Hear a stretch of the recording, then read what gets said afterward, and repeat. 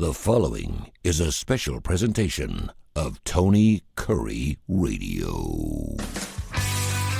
Welcome back with Michael Coleman, the CEO of the Heart of Alabama Food Bank. They serve 35 counties in the great state of Alabama. I'm Tony Kurre. This is Bite by Bite. This week we're going to talk about should food banks get into the business of solving social determinants of health other than the food insecurity itself. And I want to go back to your previous job, if you don't mind, when you were the CEO of the Jimmy Hill Mission, because at the Jimmy Hill Mission, there were a lot of determinants. There were a lot of different things. It wasn't just about getting people homes. It was about getting people's education. It was about getting them fed. It was about keeping them warm. It was about finding relationships. It was about all those things. Now you've gotten to the point where your main purpose is to get the belly full. Right. And then how much further do you want to go? And I would imagine you're dealing with a lot of people that are obviously in a lot of social economic situations and disadvantages. And so you're probably seeing, this person probably could use a new ride, or this person could probably live in a better home. And how much more involved do you want to get in that? Or do you just say, listen, here's your box of food, God bless you, and go on your way? Yeah, it's a great question, and it is a huge challenge that we're all wrestling with in food banking, in the food banking world, and part of the Feeding America network right now. When I was up at Jimmy Hill, just like you said, rarely did I, if ever, do I remember a case where the problem of homelessness was because literally, they're ready to go to work and there just wasn't a job or whatever. There's always other things involved in it. There could be mental health issues. There could be addiction issues resulting from childhood traumas, on and on and on. So it does, to solve the problem of homelessness, lots of times it does bleed out into several other areas that you have to address, or at least be able to refer somebody for help in that area.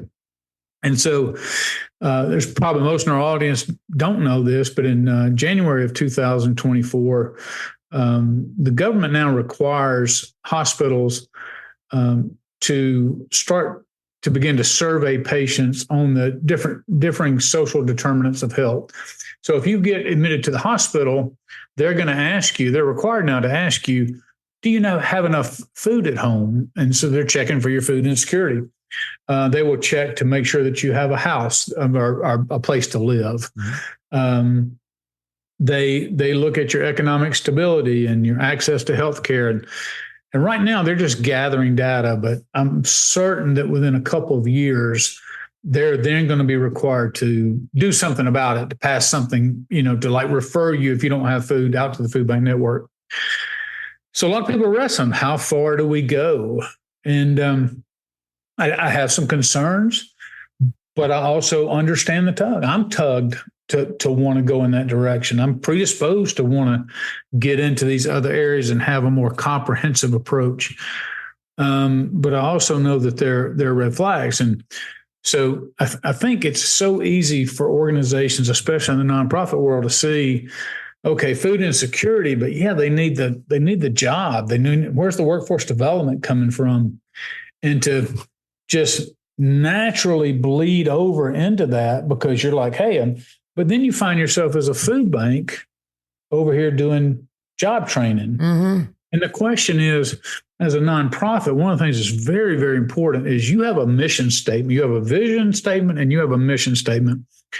And it's the board of directors' responsibility to ensure that the CEO and the staff are everything that they're doing, every dollar that's spent is in accordance with accomplishing their stated mission.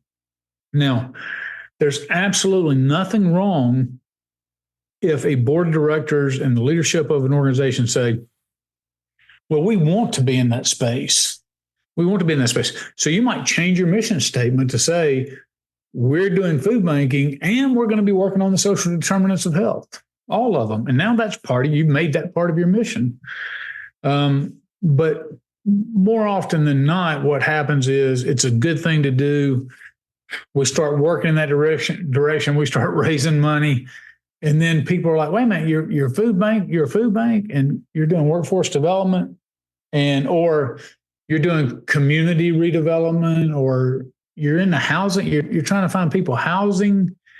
And it can get very confusing, and you can actually cross paths in a way that's not really good. So I'm just saying all that as it's one of the things that we're all wrestling with. Feeding America's guidance is we know that the social determinants of health, the government saying the same thing, these social determinants of health, there are several things that are affecting people's health that have nothing to do with medical reasons. Sure. Okay. How much education you have?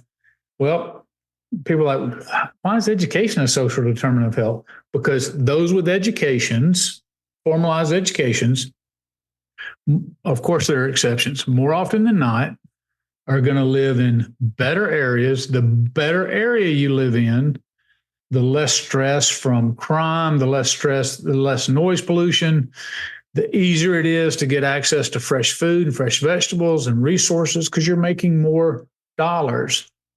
And so just that, those are all the things that go into saying somebody has a healthier lifestyle.